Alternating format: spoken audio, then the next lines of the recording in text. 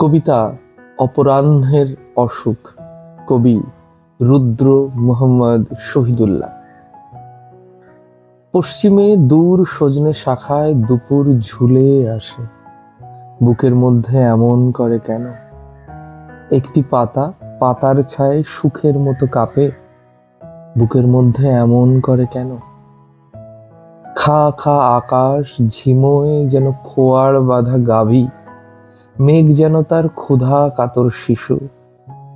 নিঃশ্বাসগুলো নিজের কানে শব্দ হয়ে বাজে, বুকের মধ্যে কেমন করে ওঠে।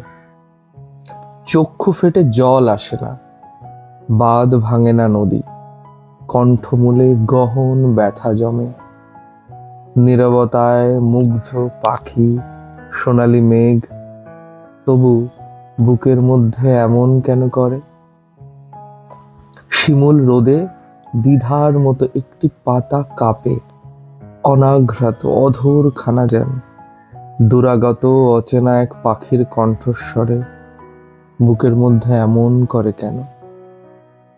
বাইরে থেকে ভেতরে যাই, আরেক আকাশ খা খা, মেঘের মতো স্মৃতির চিহ্ন ওড়ে, মাতাল হিয়া যেদিকে হাত বাড়ায় চরাচরে, বাতাস শুধু ওড়ায় ধুলোবালি।